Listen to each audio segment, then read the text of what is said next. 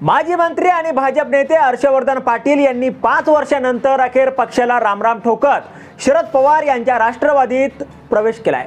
त्यामुळे आता इंदापुरातील पाटील हे तुतारी चिन्हावरील उमेदवार असतील हे आता निश्चितच झालंय। त्यामुळे इंदापुरात पुन्हा एकदा पारंपरिक प्रतिस्पर्धी दत्ता मामा भरणे यांच्याशी पाटील यांची लढत होणार आहे।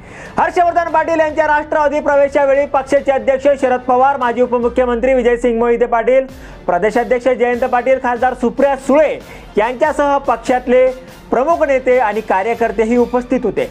दरम्यान गेल्या वर्षी जुलैमध्ये राष्ट्रवादी काँग्रेस पक्ष फुटला होता, तेव्हा अजित पवार यांच्यासोबत गेलेल्या 40 आमदारांमध्ये इंदापूरचे आमदार दत्ता भरणे यांचाही समावेश होता।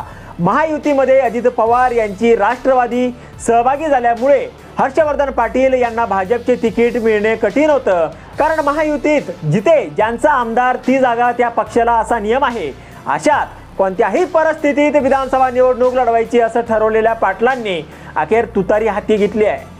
या पक्ष प्रवेश कार्यक्रमावेळी बोलताना हर्षवर्धन पाटील म्हणाले की सुप्रियाताई, आम्हाला अभिमान आहे, तुम्ही 4 वेळा खासदार झालात, त्यातील 3 वेळा तुमच्या विजयात आमचा प्रत्यक्ष सहभाग होता, पण कालच्या निवडणुकीला आमचा सहभाग अदृश्य होता।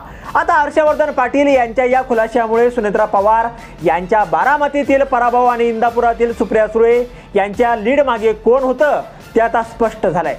मे महिन्यात झालेल्या लोकसभा निवडणुकीत बारामतीतून सुप्रिया सुळे यांनी सुनेत्रा पवार यांच्यावर विजय मिळवत चौथ्यांदा लोकसभा गाठली होती। सुप्रिया सुळे यांच्या या विजयात इंदापूरचा मोठा वाटा होता। त्यांना इंदापूर विधानसभा मतदारसंघातून 25,000चं मताधिक्य मिळालं होतं, तर त्या एकूण 1,58,000 मतांनी विजयी झाल्या होत्या।